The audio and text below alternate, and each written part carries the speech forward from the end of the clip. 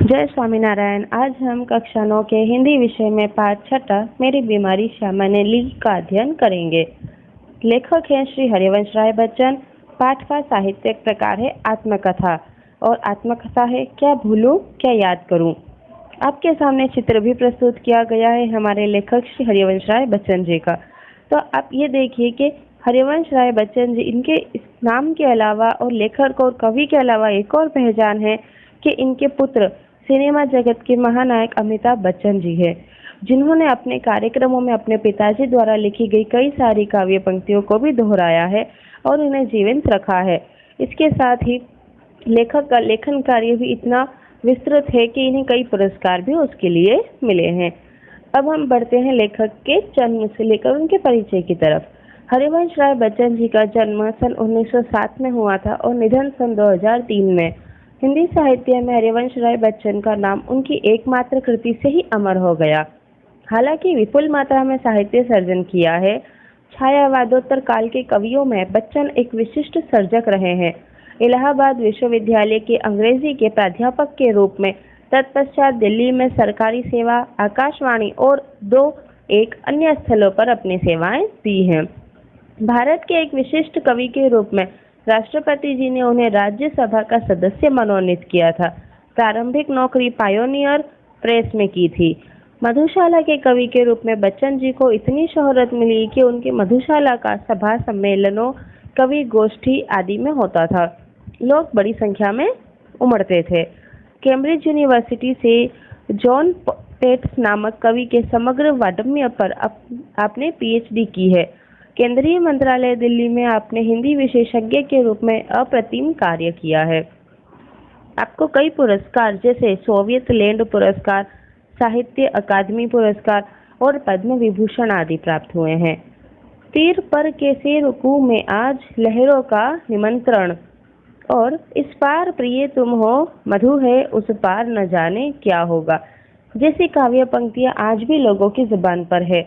मधुशाला, निशा निमंत्रण, सप्तरंगिनी, मिलन यामिनी, आकुल अंतर और एकांत संगीत नामक इनके सुप्रसिद्ध काव्य संग्रह हैं।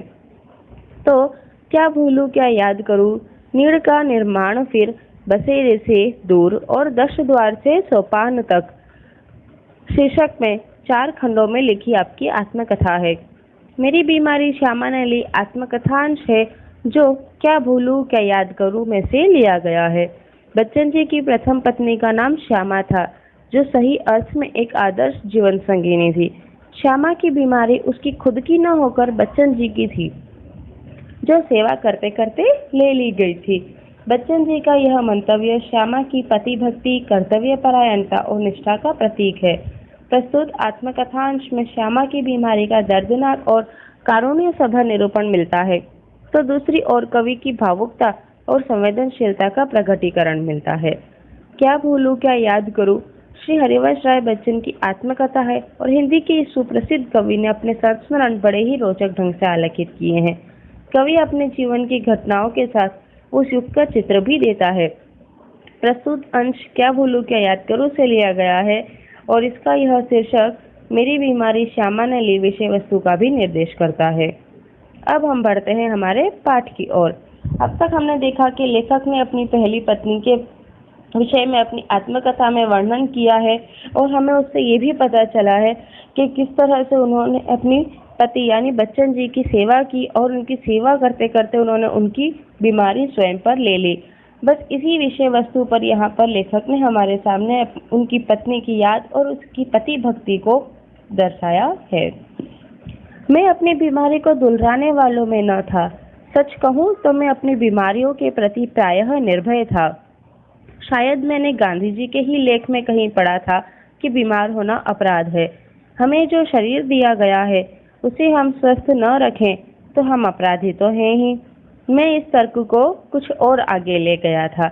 अपराधी को दंड देना चाहिए। मुझे जब कभी छोटी मोटी बीमारी होती, जुकाम, बुखार, खांसी, सिर दर्द, तो मैं खाट पर न लेटता और भी अपने से काम लेता। मुझे भरे बुट्ठ बुखार में अपनी रात की ट्यूशनों पर जाने की याद है। बुखार की गर्मी में और तेजी से मैं तो अपने जोश से पढ़ता और मजदूरी करके रोटी कमाने वालों को बीमार पड़ने का क्या अधिकार है। बीमारी अमीरों की हरामज़दगी है, गरीबों को उसे अपने पीछे न लगाना चाहिए। लिखने में तो ऊंचा बुखार मुझे सब तरह से सहायक, प्रेरक और प्रोत्साहक लगता, एक तरह की आग जिससे मेरी अनुभूतियों में ताप आता, जिससे गल पिघलकर मेरा हृदय ढलता, एक तरह की भट्टी जो मेरे विचार, भाव, कल्पनाओं को उबाल देकर उछलित करती। यह तो मैं नहीं कहूँगा कि बुखार में मैं अदबदा कर लिखता था, पर अगर मैं लिखना चाहता था तो बुखार मेरे लिए कोई बाधा नहीं बन सकता था। हल्के बुखार में तो मेरे सब काम हस्ब मामूल होते रहते थे। कोई मेरा बदन छूकर कभी कहता था कि तुम्हें तो बुखार है, तो मैं पट्ट से जवाब देता था कि हाँ, बुखार है और मैं भी हूँ। शायद कीपलिंग ने अपनी आत्मकथा में लिखा है कि कभी कभी उसे बुखार में भी काम करना पड़ता था, और जब वह बुखार में होता था तो और अच्छी कहानियाँ लिखता था। बुखार में कम लिखने की मुझे याद नहीं, वह कैसा बन पड़ा इसका निर्णय मैं न देना चाहूँगा। प्रसंगवश मुझे याद आ गया है कि अपनी दो चट्टानें की दो सबसे बड़ी कविताएं सांत्र के नोबेल पुरस्कार ठुकरा देने पर और दो चट्टान अथवा सिसिफस, बरकस, हनुमान मैंने प्लूरथी में पढ़े पढ़े लिखी थी।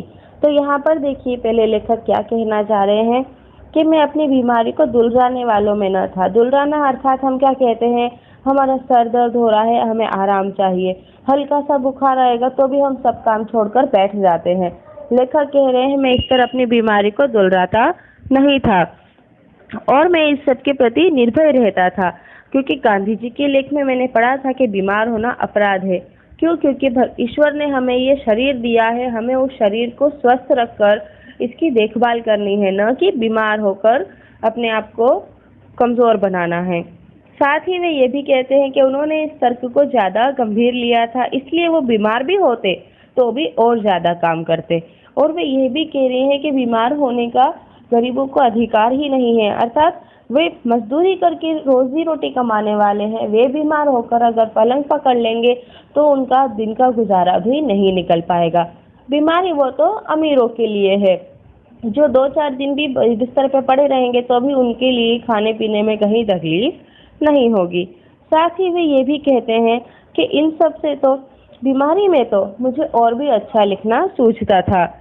उसमें उन्होंने लेखक कीपलिंग का भी नाम दिया है कि उन्होंने भी कहा है कि जब वे कभी कभी बुखार में होते थे तो उन्हें पहले से भी ज्यादा काम करना पड़ता था और वे अच्छी कहानियां लिखते थे।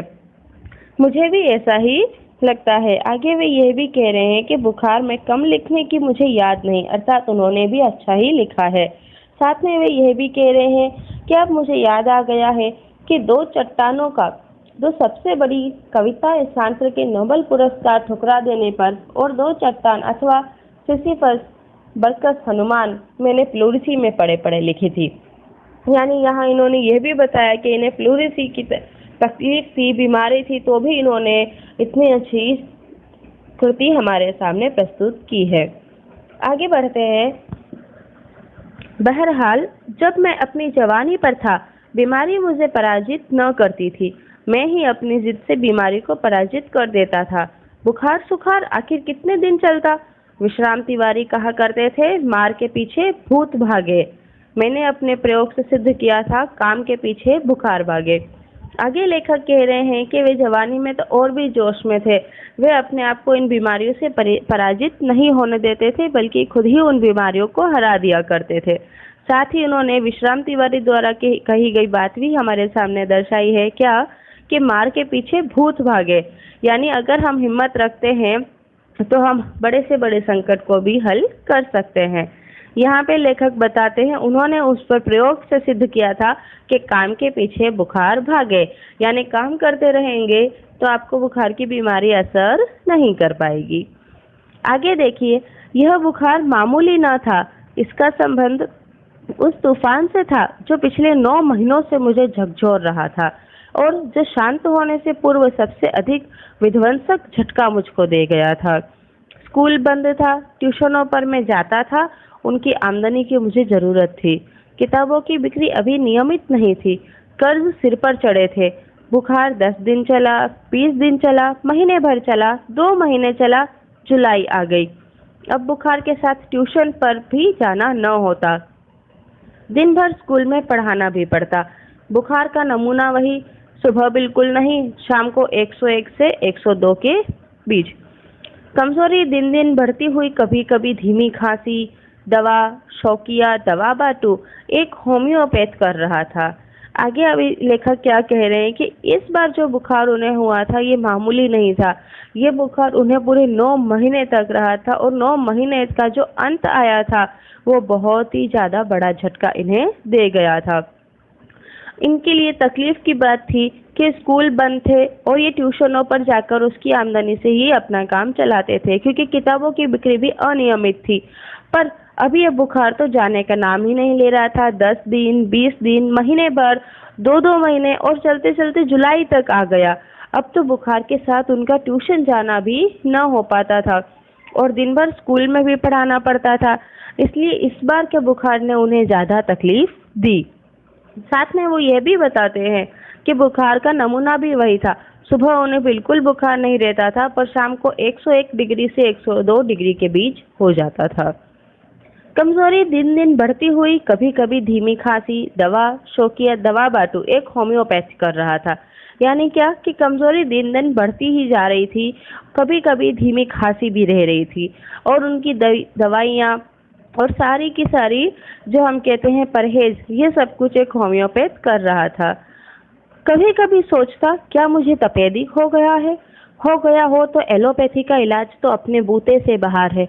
आगे लेखक कह रहे हैं कि कभी कभी उन्हें लगता था कि उन्हें तपेदिक हो गया है और वे ये भी कहते हैं कि अगर हो गया होगा तो एलोपैथी यानी अंग्रेजी दवाओं का इलाज लेकर के उससे तो उनका पूरा बूते से बाहर था। बूते से बाहर होना यानी हम कहते हैं कि हमारे बजट से पार होना। आगे वो ये भी कहते हैं कि क्या उस समय मेरी जीवा पर सरस्वती बैठी थी जब मैंने कहा था कि श्यामा का बुखार मैं लेने जा रहा हूँ? बैठी हो तो कितना अच्छा है। क्या मैं बीमार हूँ इसलिए श्यामा स्वस्थ है, जिसने पिछले 6 वर्षों से इन महीनों में ज्वर मुक्ति नहीं जानी है? पर श्यामा को मेरी बीमारी भीतर ही भीतर खाए जा रही थी। उसने अपने इच्छा बल से जैसे अपने को स्वस्थ कर लिया था कि वह भी कहीं मेरी चिंता न बन जाए। आगे देखें, लेखक ये भी कहते हैं कि शायद उस दिन उनकी जिह्वा पर सरस्वती जी विराजमान होगी जब उन्होंने ये कहा कि वे श्यामा का बुखार स्वयं लेने जा रहे हैं। अर्थात पहले उनकी पत्नी को बुखार रहता था और वो भी इतना ज्यादा कि उन्होंने 6 वर्षों में एक बार भी ज्वर मुक्ति यानी बुखार से मुक्ति का एहसास न लिया हो। पर अब श्यामा बिल्कुल स्वस्थ है और लेखक बीमार है। तो लेखक कह रहे कि अच्छा, अगर यही बात है कि श्यामा की तकलीफ मैंने ली है तो ये बहुत अच्छी बात है कि श्यामा को आराम मिल रहा है। पर तभी वे दूसरी बात ये भी कहते हैं कि अब लेखक का बीमार होना यह श्यामा को ज्यादा चिंतित कर रहा है। पर फिर भी श्यामा ने अपनी बीमारी को दबाया और अब वो पूरी इच्छा बल से स्वस्थ होकर सिर्फ मेरी ही चिंता कर रही है और अब उसे ये चिंता है कि वो बीमार हो जाएगी तो मुझे उसकी ज्यादा चिंता रहेगी। इसके आगे लेखक कहते हैं, उसके अतिरिक्त मेरी बीमारी का शायद किसी को पता भी न था, क्योंकि सारे काम तो मैं सामान्य रूप से किए ही जाता था। गर्मी में तो सभी थोड़े बहुत दुबले हो जाते हैं।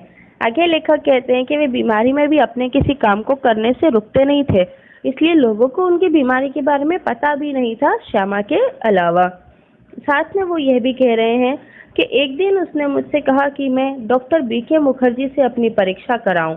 मैंने टाल मटोल की तो उसने ब्रह्मास्त्र छोड़ दिया। मैं जब तक अपने को डॉक्टर को न दिखलाऊंगा वह खाना नहीं खाएगी। अब देखिए क्या है कि आगे उनकी बीमारी बढ़ती चली गई तो श्यामा ने उन्हें जोर दिया और उन्हें डॉक्टर बीके मुखर्जी से अपना इलाज करवाने कहा। पर लेखक टाल मटोल कर रहे थे, यानी वो किसी भी तरह से उस इलाज को टाल रहे थे। वो कह रहे थे जो चल रहा है वही ठीक है, दूसरे डॉक्टर से इलाज करवाना फिर पहले से ज्यादा महंगा हो सकता है। पर फिर भी आगे वे कहते हैं कि तब श्यामा ने ब्रह्मास्त्र छोड़ दिया।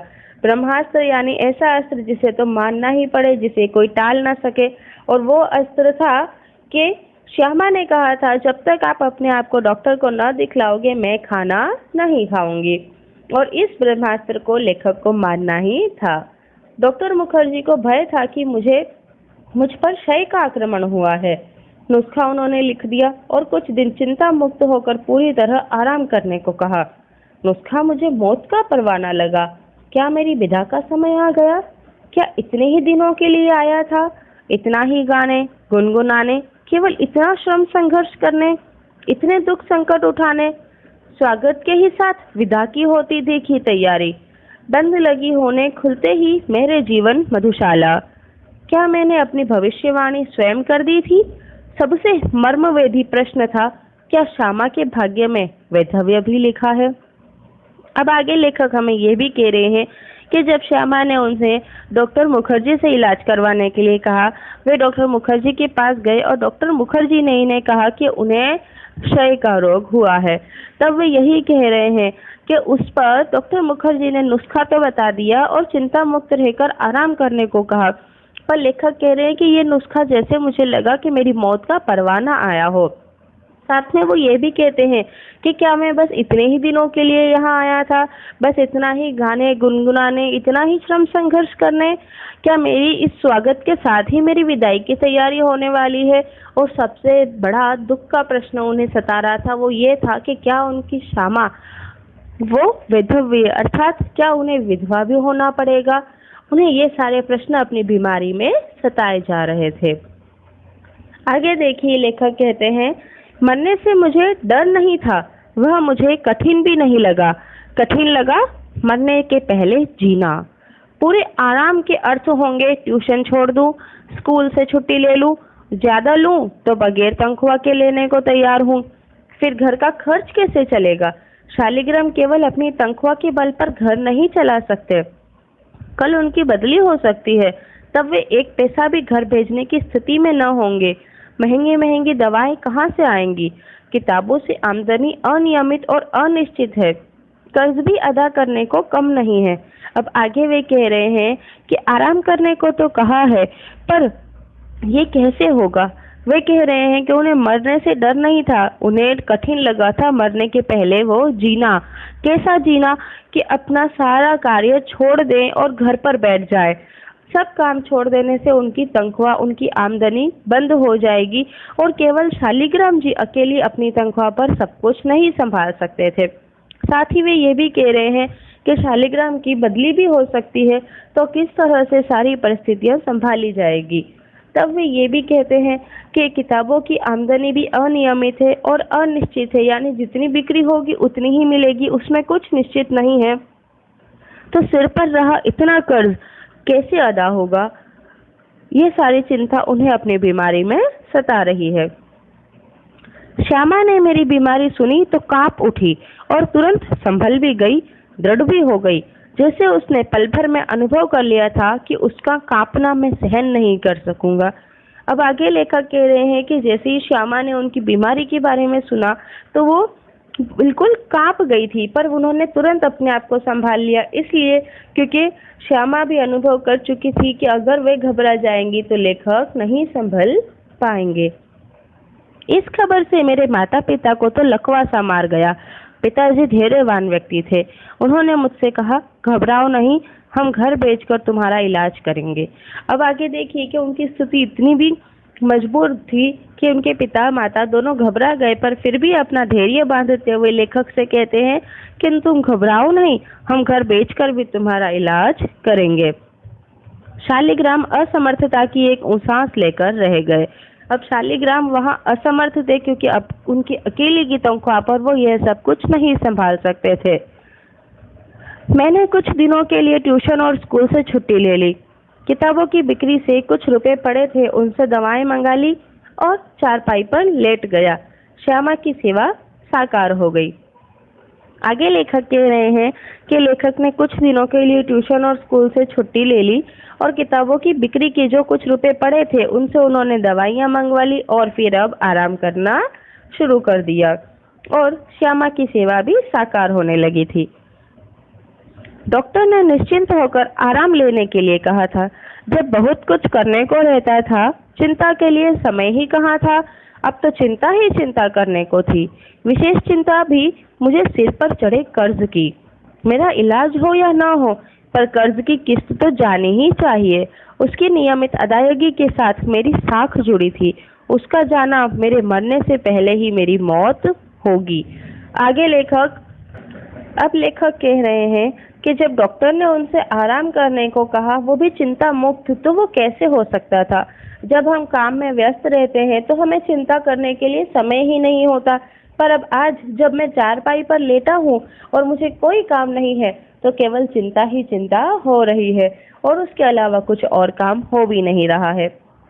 साथ में लेखक ये भी कहते हैं कि उन्हें खास चिंता थी उनके रहे बाकी उस कर्ज की किस्त समय पर जानी चाहिए, क्योंकि एक शरीफ व्यक्ति यही मानता है कि उसकी कर्ज की किस्त समय पर जाए, यह उसकी साख से जुड़ी है। अगर एक भी किस्त बाकी रहती है तो उसे अपनी इज्जत जाने का भय रहता है। वही यहाँ लेखक ने भी दर्शाया है। आगे देखिए, लेखक कहते हैं, श्यामा के लिए मैं पारदर्शी दर्पण था। उसने पूछा, किसी बात से चिंतित हो? चिंता ही खाती रहेगी तो दवा क्या लाभ पहुंचाएगी?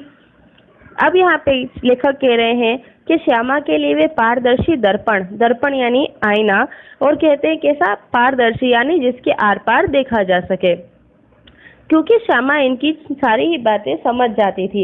इसी पर श्यामा यहाँ उनसे पूछ लेती है कि किसी बात से चिंतित हो? अगर चिंता ही खाती रहेगी तो ये दवाइयाँ क्या लाभ पहुंचाएंगी? इस पर लेखक उन्हें कहते हैं, ट्रैक्ट सोसाइटी के मुझ पर 400 अन्य मित्रों के भी बाकी हैं। यानी क्या कि कर्ज है और करीब 100 अन्य मित्रों के भी। ये उन्होंने अपने कर्ज की चिंता उस समय जो उन्हें हो रही थी श्यामा से यहाँ पर बताई। श्यामा ने जवाब दिया। उसने जो उत्तर दिया उससे मैं चौंक पड़ा और सहसा उठकर उसे घूर कर देखने लगा, जैसे श्यामा को एक बार फिर से पहचानने की जरूरत हो। ऐसा क्या कह दिया था यहाँ श्यामा ने? तो श्यामा ने जवाब दिया था, कर्ज तो मैं तुम्हारे मरने के बाद भी उतार दूंगी, तुम उसकी चिंता छोड़ो। अर्थात यहाँ पर श्यामा जानती थी कि अगर वो यहाँ पर प्रेम से समझाएंगी तो लेखक इस बात को कान नहीं धरेंगे, इसलिए उन्होंने भी उनसे कठोर शब्दों में कहा कि कर्ज की क्या चिंता करते हो, वो तो तुम्हारे मरने के बाद भी मैं उतार दूंगी, तुम उसकी चिंता मत करो।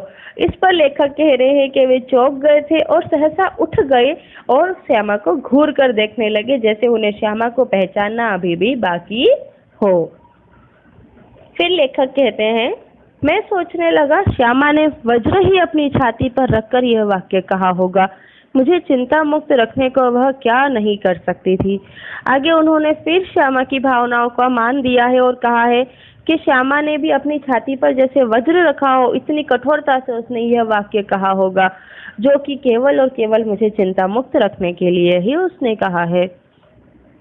मरने के लिए जो मैंने अपने आप को छोड़ दिया था वह मुझे एकदम गलत लगा। मुझे अपने लिए नहीं तो श्यामा के लिए जीने का संघर्ष करना चाहिए। श्यामा के लिए मैंने जीवन में कुछ नहीं किया, कभी करने की योग्य नहीं रहा। अब यदि मैं उसे ऐसी स्थिति में छोड़ जाऊं कि वह मेरे मरने पर मेरा कर्ज उतारने की चिंता करे, तो मुझसे जघन्य अपराधी कौन होगा? नहीं, मैं श्यामा के लिए चिंताएं नहीं छोड़ जाऊंगा, जीने का रास्ता खोजूंगा, जीकर अपनी चिंताएं समाप्त करूंगा। एक रात जैसे मेरे कानों में किसी ने कहा, एक रास्ता अब भी बाकी है।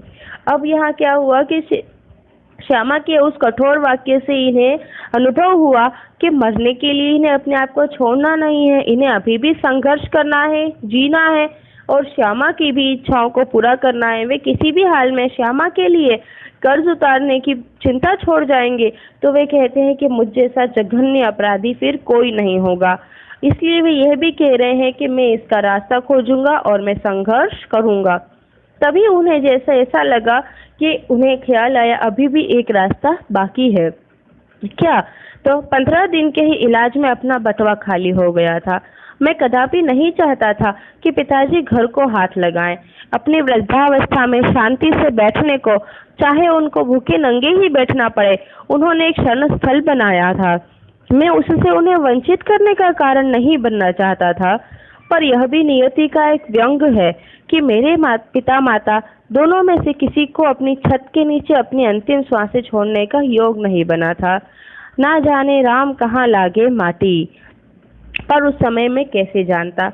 अब यहाँ इन्होंने पूरी बात बताते हुए कहा कि 15 दिन के इलाज में लेखक का बटुआ बिल्कुल खाली हो गया था और वे ये नहीं चाहते थे कि पिताजी घर को बेचकर या गिरवी रखकर या कुछ भी करके घर को दांव पर लगाए और इलाज करवाएं। साथ ही वे यह भी कहते हैं कि वृद्धावस्था में उन्हें ये अपना शरण स्थल छोड़ना पड़े, वो इसका कारण नहीं बनना चाहते थे कि ये सब उन्हें अपने लिए एक व्यंग लगता था। पर आगे उन्हें यह भी पता चलता है भविष्य में कि उनके माता पिता दोनों की ही अंतिम सांसों का योग नहीं था कि वे अपने घर में अपनी अंतिम सांसें ले सके। ये बात उन्होंने बात की कही है हमारे सामने, जिसके सामने उन्होंने एक पंक्ति भी लिखी कि ना जाने राम कहाँ लगे माटी, यानी हमें नहीं पता होता है कि हमारी अंतिम सांस कहाँ निकलनी होती है या हमारे देह को कहाँ की माटी में मिलना होता है। और एक दिन मुझे वह रास्ता दिखाई दिया जिस पर अपने बल पर चलकर मैं अपनी चिंताएं समाप्त कर सकता था। किसी के लिए, विशेषकर श्यामा के लिए, मैं कोई चिंताएं नहीं छोड़ूंगा। इस संकल्प ने मुझे दृष्टि भी दी, बल भी दिया। आगे वे कहते हैं कि उन्हें एक रास्ता दिखाई दिया और वे बलपूर्वक उस राह पर चलने लगे। वे कहते हैं कि वे श्यामा के लिए कोई चिंता नहीं छोड़ना चाहते और उसी दृढ़ दृष्टि ने उन्हें बल भी दिया था। मैंने डॉक्टर बीके मुखर्जी के पास जाकर कहा, डॉक्टर साहब, आपका इलाज बहुत महंगा है, मेरे पास आपके इलाज के लिए पैसे नहीं। इसके पूर्व कि मैं कुछ और कहूँ या पूछूं, उन्होंने अपने बदनाम मुंहफट स्वभाव से कहा, पैसे नहीं है तो जाओ मरो। यानी यहाँ क्या हुआ कि लेखक कह रहे हैं, जब वे डॉक्टर मुखर्जी के पास गए और उनसे कहते हैं कि आपका इलाज बहुत महंगा है और अब मेरे पास इलाज के लिए पैसे नहीं हैं। इसके अलावा लेखक कुछ कहते उससे पहले ही डॉक्टर ने कह दिया। हालांकि डॉक्टर का कड़ा स्वभाव था, वे मुंहफट थे। मुंहफट यानी मुंह पर ही कटु वचन भी बोल देते थे। ऐसे ही उन्होंने कह दिया कि यदि पैसे नहीं है तो जाओ मरो। मुझे जीवन में चुनौती से ही बल मिलता है। वे यदि मुझे 100 बरस जीने का आशीर्वाद भी देते तो शायद जीने के लिए संघर्ष करने का मुझ में इतना बल न आता जितना मैंने उनके जाओ मरो शब्दों से संचय किया। आगे लेखक कह रहे हैं कि उन्हें जीवन में जीने का बल ही चुनौतियों से मिला है। अगर उस दिन डॉक्टर उनसे कटु वचन न कहकर उन्हें 100 वर्ष जीने का आशीर्वाद भी देते तो भी शायद ही अपना बल नहीं जुटा पाते जितना बल उन्हें डॉक्टर के कटु वचन से मिला, जो कि थे जाओ मरो। इससे उन्होंने अपने आप को दृढ़ किया और अपने उस राह पर चलने के लिए मजबूत बनाया। लड़कपन में मेरे पड़ोसी बाबू मुक्ता प्रसाद ने लुई कूने के पानी के इलाज से मुझे परिचित कराया था। मेरी ऐसी बीमारी के लिए ठंडे पानी के टब में बैठकर सिट्स बाथ लेने का विधान था। एलोपैथी में क्षय के रोगी को दूध, घी, मक्खन, अंडा अधिक से अधिक दिया जाता था। कूने के इलाज में चिकना मना था। सिर्फ कच्ची सब्जियां, फल, भीगे चने, गेहूं आदि पर रहना था। न दवा पर कुछ खर्च, न खुराक पर कुछ खर्च। यही इलाज तो मेरी स्थिति के अनुकूल था और कामकाज साधारण किए जाना था। आगे यहाँ पर यह भी याद आता है लेखक को कि लड़कपन में उनके पड़ोसी थे बाबू मुक्ता प्रसाद, जिन्होंने उन्हें लुई कूने का इलाज बताया था। उस इलाज में उन्हें चिकना मना था। उस इलाज में उन्हें केवल कच्ची सब्जियां, फल, भीगे चने और गेहूं ही लेने थे, जबकि एलोपैथी का जो उनका इलाज चल रहा था उसमें उन्हें दूध, घी, मक्खन, अंडा आदि चीजों पर रहना पड़ता था। साथ ही साथ सिट्स बाथ लेने का भी विधान था। आगे वे कह रहे हैं कि इससे ज्यादा अच्छा लुई कूने का इलाज है जो उनसे भी किया जा सकता है। मैंने बीके मुखर्जी का नुस्खा फाड़ डाला और कूने के अनुसार सिट्स बाथ आरंभ किया। तदनुसार खुराक आदि रखी। स्कूल भी जाने लगा, केवल रात वाली ट्यूशन छोड़ दी। अर्थात हमें हमारा काम भी करना है पर शरीर को आराम भी देना है। उसका मुआवजा एक तरह से किताबों की बिक्री से मिल जाता। श्यामा ने मेरा विरोध न किया। जीवन भर में जिस रास्ते पर भी चला उसने स्वस्ति पंथा कहा और मेरे पीछे चली। यह उन्होंने फिर से श्यामा का प्रेम भाव दिखाया है कि जब उन्होंने डॉक्टर मुखर्जी का इलाज बंद कर दिया और लुई कूने का इलाज अपने ही अनुसार करने लगे तो भी उन्हें श्यामा ने रोका नहीं। उन्होंने कभी भी लेखक को किसी भी बात के लिए रोका टोका नहीं, बस उन्हें जैसे स्वास्थ्य पंथी कहा हो और उनके साथ चल पड़ी हो। मेरी स्नान चिकित्सा के संबंध में भी वह प्रतिदिन अपनी सेवा सहयोग देती रही। सबसे अधिक अपने इच्छा बल से उसने मुझे अपने रास्ते पर न ठहरने दिया, न पीछे फिरने दिया। राह पकड़ तू एक चला चल पा जाएगा मधुशाला। यह पंक्ति मधुशाला काव्य की है। आगे वे कह रहे हैं कि उनकी स्नान चिकित्सा में भी श्यामा उनको सेवा और सहयोग देती थी और उन्हीं ने इन्हें अपने पूरे इच्छा बल से आगे बढ़ाया और कभी भी पीछे मुड़कर देखने के लिए मजबूर नहीं किया। लेकिन अपने अडिग इच्छा बल से उसने जो सबसे बड़ा सहयोग दिया और जो सबसे बड़ा चमत्कार किया वह यह था कि जितने दिन मेरा इलाज चलता रहा उसने अपने सारे रोगों को जैसे कील दिया और कभी एक उंगली दुखने की भी शिकायत न की। आगे वे कह रहे हैं कि जिस तरह श्यामा ने सहयोग दिया उसमें सबसे बड़ा सहयोग ये था कि जितने दिन तक लेखक का इलाज चला था श्यामा ने अपने सारे ही रोगों को जैसे कील दिया हो, जैसे उन्हें बंद ही कर दिया हो और कभी अपनी एक छोटी उंगली तक दुखने की उन्होंने शिकायत नहीं की। यानी यहाँ पे श्यामा का पति भक्ति का भाव प्रकट होता है कि उन्होंने अपनी सारी तकलीफें दूर करी और सिर्फ लेखक की बीमारी और लेखक का ही ध्यान रखा। फिर लेखक कहते हैं, शायद उसके प्रति इस निश्चिंतता ने मुझे अपने रोग से लड़ने का जितना बल दिया उतना किसी चीज ने नहीं। इस आत्मनियंत्रण, आत्मनिग्रह, इच्छा बल, हठ योग की समझ में नहीं आता उसे क्या नाम दूं। बड़ी महंगी कीमत उसे चुकानी पड़ी। अब आगे लेखक ये भी कह रहे हैं कि ये जो इच्छा बल, ये आत्मनियंत्रण, आत्मनिग्रह, हठ योग, ये सब जो भी श्यामा ने किया मेरे लिए, जो सहयोग दिया, मैं उसे क्या नाम दूं, लेकिन उसे श्यामा को बहुत बड़ी कीमत चुकानी पड़ी। अपने क्षय ज्वर से पूर्णतया मुक्त हो जिस दिन मैंने सामान्य भोजन किया 15 अप्रैल 1936 को, ठीक उसी दिन वह चारपाई पर गिरी और फिर न उठी। आगे देखिए क्या तकलीफ थी जो हमें लेखक ने कहा कि इस सेवा सहयोग का श्यामा को बहुत बड़ी महंगी कीमत चुकानी पड़ी। वो कीमत ये थी कि जिस दिन लेखक क्षय ज्वर से मुक्त हुए, सामान्य भोजन किया, उसकी तारीख भी 15 अप्रैल 1936 को, ठीक उसी दिन श्यामा चारपाई पर गिरी और फिर न उठी। यानी उसी दिन श्यामा बीमार हो गई और फिर वे उठ ना सकी। 216 दिन बराबर रोग शैया पर पड़े रहने के बाद 17 नवंबर 1936 को उसने अपना शरीर छोड़ दिया। यानी यहाँ श्यामा की पति भक्ति इस तरह तक प्रकट हुई कि श्यामा इतनी ज्यादा बीमार थी तो भी उन्होंने पूरे इलाज तक लेखक के सामने अपने रोगों को नहीं दर्शाया और 216 दिन तक भी वे बराबर उस रोग शैया पर रही और 17 नवंबर 1936 को सीधा उनका निधन ही हो गया। इतनी उन्होंने अपने पति की सेवा की कि उन्होंने अपने किसी भी रोग के बारे में नहीं बताया लेखक को और सबको चुपचाप सहन करती गई। श्यामा के और अपने विवाहित जीवन के अंतिम 18 महीनों में मुझे और उसे दोनों को मौत के साथ संघर्ष करना पड़ा। आगे लेखक कह रहे हैं कि लेखक के और श्यामा के विवाहित जीवन के 18 महीने जो थे उसमें उन दोनों को ही मौत के साथ संघर्ष करना पड़ा, क्योंकि पहले लेखक बीमार थे, उन्हें उस क्षय ज्वर से लड़ना पड़ा और उसके बाद उनकी पत्नी बीमार हो गई। यानी उनके 18 महीने पूरे बीमारी के साथ संघर्ष में ही निकले। मेरे संघर्ष में श्यामा ने अपनी इतनी आंतरिक मंगल कामना दी, इतना सहयोग दिया, इतनी अपनी सेवा दी, इतना अपने को दिया, इतना अपनी ओर से मुझे चिंता विमुक्त रखा कि मैं उस संघर्ष में विजयी हुआ। लेखक कह रहे हैं कि उनके इस संघर्ष में, यानी उनके क्षय ज्वर के साथ हो रहे संघर्ष में, श्यामा ने अपने आप को पूरी तरह से दे दिया था। अपनी आंतरिक मंगल कामनाएं, अपना सहयोग, अपनी सेवा, अपनी शक्ति, सब कुछ दिया और लेखक को चिंता विमुक्त रखा जिससे वे उस संघर्ष में जीत सके। पर उसके संघर्ष में बहुत मैंने अपनी शुभकामना दी, बहुत सहयोग दिया, बहुत सेवा दी, बहुत अपने को दिया, पर वह पराजित हो गई।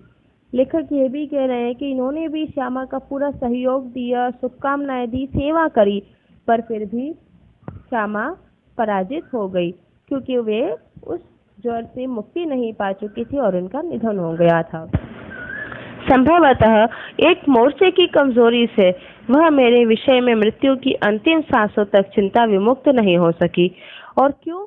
क्योंकि हो सकता है कि उन्हें ये कमजोरी इस वजह से हुई थी क्योंकि उन्होंने इतने महीनों तक मुझे इस बीमारी में देखा और वह मेरे प्रति चिंता विमुक्त नहीं हो सकी थी। इस प्रकार लेखक ने यहाँ पर अपनी पत्नी श्यामा के पति भक्ति भाव को दर्शाया है कि किस प्रकार श्यामा ने उनका साथ दिया, उन्हें सेवा दी और उन्हें रोग मुक्त किया। धन्यवाद।